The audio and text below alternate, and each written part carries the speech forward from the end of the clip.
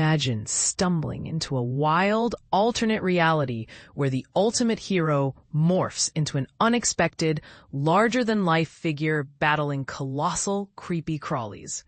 Now, that's a plot twist that could redefine superhero lore forever. But here's where it gets controversial. What if this bizarre vision had actually hit the big screen, turning the Man of Steel into something gritty and unconventional? Stick around, because we're diving deep into the untold backstory of a canceled Superman reboot that might have changed everything.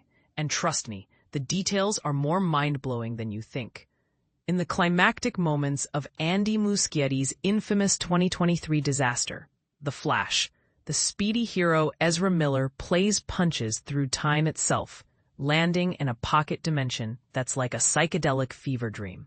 Gazing up at the swirling cosmos, The Flash glimpses parallel worlds teeming with alternate Batmen and Supermens, from classic portrayals like Adam West's Batman and George Reeves' Superman, to the iconic duo of Christopher Reeve and Helen Slater in 1978's Superman, the movie, and 1984's Supergirl. And then, in a jaw-dropping cameo, there's a Superman who eerily resembles Nicolas Cage, duking it out with a massive spider. For newcomers to this cinematic Easter egg, it's essentially a playful nod to a scrap project that could have reshaped DC's flagship character. This Cage-inspired Superman is rooted in a Hollywood legend. Back in the mid-1990s, director Tim Burton was brought on board to helm a dark, edgy revival of Superman called Superman Lives. The driving force behind it was producer Jon Peters, a Hollywood heavyweight with grand, eccentric ambitions, including pitting the Man of Steel against a gargantuan spider. Scripts were penned, Cage was signed on, and even tried on custom-designed costumes. Easy to find photos of that online, and the project seemed poised to launch. For those unfamiliar, Nicolas Cage is known for his intense, over-the-top performances, like in Face Off or Leaving Las Vegas, which could add an unpredictable, charismatic edge to a traditionally wholesome hero.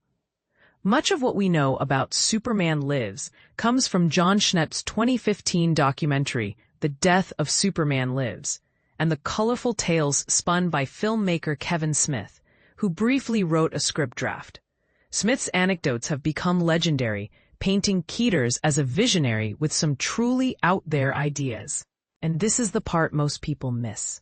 Peters reportedly despised traditional Superman elements, insisting on no flying sequences, minimal costume time — he wanted the hero often out of it — and even a quirky, humorous queer sidekick inspired by a character from Smith's own 1997 film, Chasing Amy. But the crown jewel? A gladiatorial showdown where Superman wrestles a giant spider in an arena. It's a concept that's equal parts absurd and intriguing, proving how one producer's wild whims could flip the script on what a superhero movie looks like.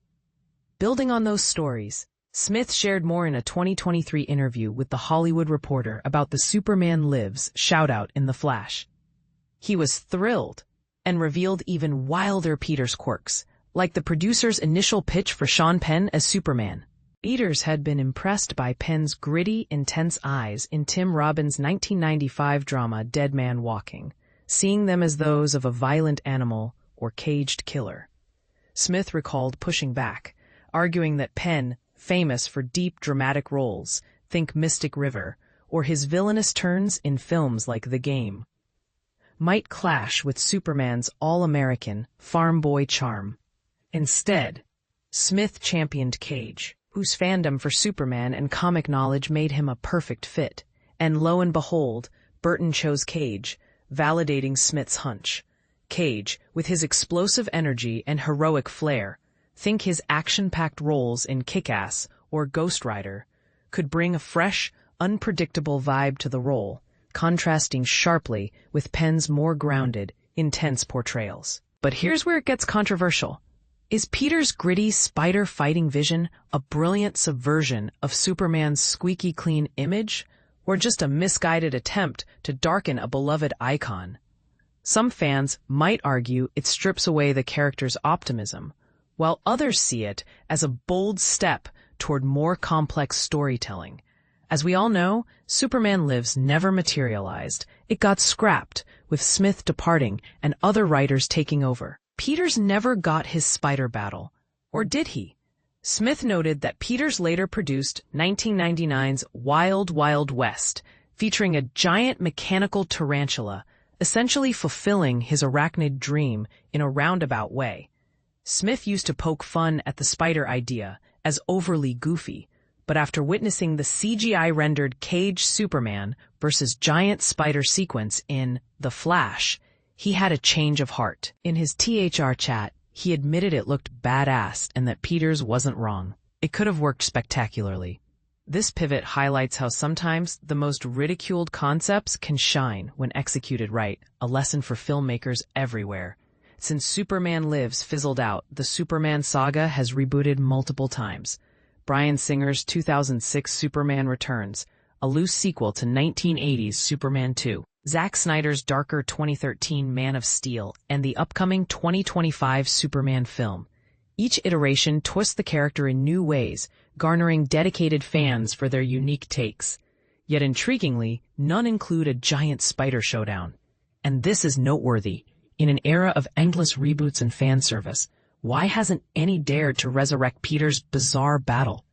Does it speak to a fear of alienating traditionalists? Or is it simply because not every wild idea translates to the screen? What do you think?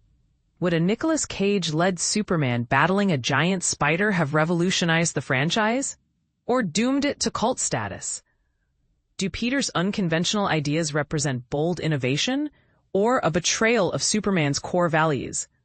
Share your thoughts in the comments. I'd love to hear if you're Team Cage or Team Traditional and why.